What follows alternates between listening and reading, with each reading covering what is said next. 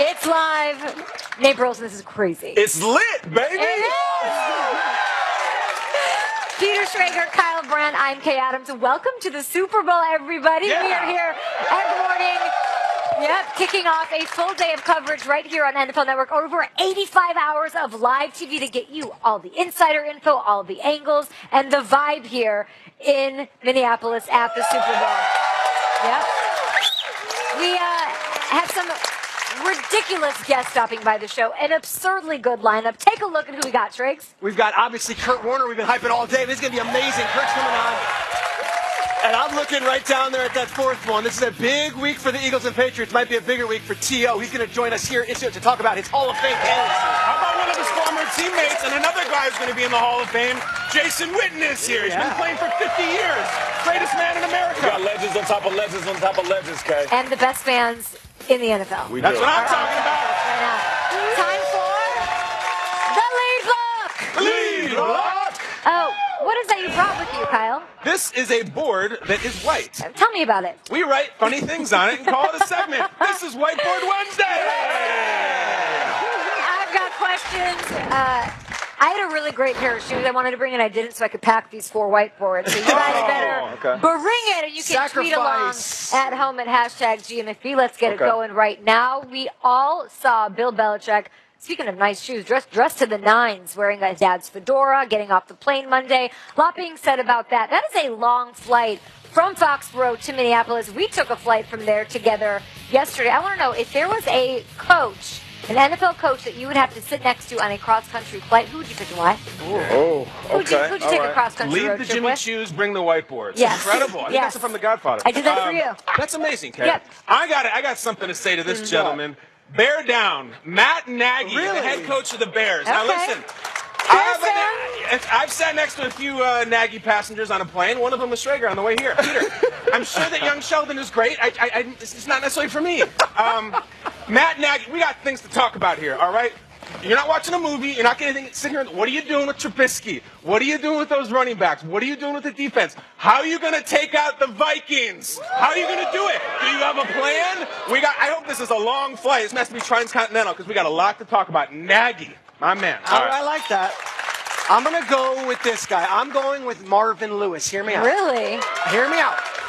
I have met Marvin a million times. He's one of the nicest, kindest guys. But I'm talking about, if this flight gets a little turbulent, I want someone to look at me and say, dude, it's going to be all good.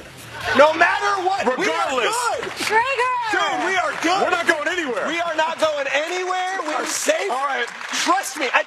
But I really don't feel we are good. Marvin, we should go down that little yellow slide. I think we should get out of here. We are good. Abandon ship. No, wait. We're good for another 2 years. For that. Marvin, you're the pilot, right? We're good. Marvin Lewis. No matter how turbulent, we're good. Those little master Peter is droppings. edgy in Minneapolis. Yikes. You know what? I was thinking about Sean McVay because he's young, he's handsome. You want to go on a flight with a coach that has that swag, that gets the free snacks from the flight attendants and all that. But that was me down on the plane next to Nate yesterday. I got all sorts of hookups. I was knocked out within seconds. But I'm going with Mike Zimmer. Now here's the thing. You may think that I'm catering to the crowd, but I'm not. I do. No. One of our favorite interviews, and tell me I'm lying, is when we saw Mike Zimmer talking to Deion Sanders, and they had that conversation on our show. Time. And while they were talking, we said to each other, we could watch this all day long. I want to be with a coach that has passion, he's been through it, and he has stories on top of stories on top of stories for days. A good fight is somebody that can talk to you and not bore you, and he is a cool guy with a ton of knowledge and experience. We raised those whiteboards. Gentlemen, moving on here. We found out a lot of things on opening night on NFL Network from all the players on both sides of the ball. And imagine this. We learned that Tom Brady likes Jay-Z, Coldplay, Kendrick Lamar, U2. It's like he's just like us, guys. Music, just like us. Almost. I actually don't know why this is such a big story because it's just top music hits right now. But I want you guys to tell me what the Patriots should listen to in the locker room before they hit the field for Super Bowl 52. What should they hit on the Spotify? Probably best I don't go first on this one. I Okay. have a segment. Go ahead. Strakes, what do you got? I'll go I will first. take that into consideration. You know, everyone thinks Queen, they think we are the champions. That's for after the game. But I'm going to say Tom Brady's got another one. Bites the I dust. like it. He's been through this. He's been through this before. Who's next? Bring him. I've been it. I'm going Queen. All right, I'm going with, you said Jay-Z. I'm going with Jay-Z Public Service Announcement. Woo! One of my favorite That's songs his favorite ever. song. And here's the thing. The first plays line is, allow me to reintroduce myself. My name is Go. No. Go. My name is Tom. TB to the 1-2. Uh-oh. You can call me the GOAT if you want to. So, and on top of that, Jay-Z is considered the GOAT. And at his age, Jay-Z still doing it. And Tom Brady, at his age, still doing it. Fresh out the frying pan. Fresh out the frying pan. Into the fryer. I'll be the... Okay, go for it. I just want Tom Brady to come out in this game mad, vindictive, wants to take over the world, evil, let's dominate. So Enya. No, not necessarily. Enigma. There's a song that talks about some real evil things. I'm just going to leave it at that. 9 Inch Nails Closer. All right? There's some things that he wants to do and some ways he wants to do them, and I think I best leave it at that. What's up, Reznor? What up, Trent? What's up, Reznor?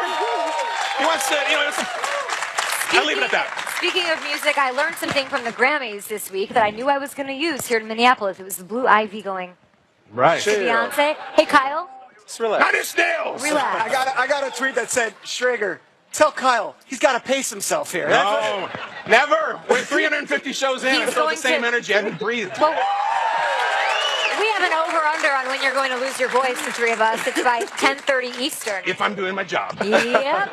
All right. We have live coverage, of course, from the Eagles and Patriots all morning long. Are we done with 541 Wednesday? No, say it ain't so. I think we are. double back a little later. We will double back. Oh, Listen we to the will get people. there. We got another I know. 3 hours, guys. We'll We've figure it out. got, though, to move on and bring in a guest right now. Let's bring in Aditi Kinkabwala. She's at the press area of the Patriots Hotel next to the Mall of America, where those Patriots will talk to the media again later today. Good morning, football to you. Aditi, cannot wait to see you live in the flesh a little bit later, but let us talk about defense with the Eagles and the Patriots running backs posing a lot of different kinds of threats on the ground, through the air against Philadelphia. So how does McDaniels plan to use those mismatches in the passing game? Well, Kate, first, am I allowed to bring a cheering section tomorrow, too? It feels awfully empty back here as compared to what you guys have going on. You're right. Thank you. Thank you, everyone. They'll be there, right, guys? We'll get coffee. We can get coffee. I think we can handle that. The running backs. Okay, so the Patriots running backs. Are you interrupting me before I can even get to the running backs? Go for it, Aditi. Give us the running back story. So We're going to talk tight ends as well. All right, awesome. So the Patriots running backs, they are the most productive receiving group amongst running backs in the NFL. No one has more touchdowns catching the ball from a unit as they do. So now, I talked to Deion Lewis about that yesterday, and I said, is that because you have to, or because all three of you are such good pass catchers? He said it's a little bit of both. But he said also, if you're a New England Patriot, you have to be able to do more than one thing. Now, this is certainly something that Josh McDaniels and the Patriots want to take advantage of against those Philadelphia Eagles linebackers. The idea is to get those running backs in space against the linebackers and the safeties, make them make a move. Now, we know the Eagles linebackers are very good against the run. They can contain running backs when they run the ball. But when running backs catch the ball, it's not always so pretty. So watch that matchup for sure come Sunday. Aditi, we know from Case talking about this all week long that the top receivers on both teams are actually tight ends, both Gronk and Zach Ertz. So I'm asking you here on this one, Aditi, if you've got to talk about how to stop Zach Ertz and you've got to utilize Gronk, what's the vibe in New England in that room about the tight end position, both on offense and on defense? Okay, well, you're right, Peter. And in fact, here's what's crazy. Both of these teams have a tight end leading them in receiving. That's only happened. That's only happened 4 times. Only 4 teams have been in the Super Bowl and had their leading pass catcher be a tight end. So that's certainly notable for one. So now let's talk about Gronk first. He was at an event yesterday. He said he's not officially out of concussion protocol. He's hoping that happens today. And he was asked if he's expected to play Sunday. He very simply said yes. As for Zach Ertz, this is a guy who's not quite getting the attention that perhaps he should, Peter. He has 8 red zone touchdowns. In the NFC Championship game, he caught everything that came his way. defending him falls to safety Patrick Chung. I talked to Chung about this for a while 2 nights ago. He said, look, he's really savvy. He said he runs his routes like a receiver would run his route. He said, I have my work cut out for me. And that is definitely, you're right, a matchup to work, because that's a place where the Eagles feel they have a good advantage.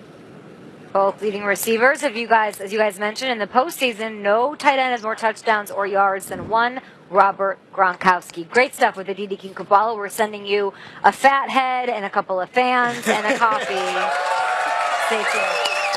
This is Good Morning Football at the Super Bowl live in Minneapolis this morning. The Eagles, they're one win away from bringing home their first Super Bowl title back to the city of brotherly love. We have all the latest on their preparations in the moments leading into Sunday ahead. And, oh, hey, Kurt Warner. There he is. His hands in. Hall of Famer Kurt Warner joins us after this on Good Morning Football.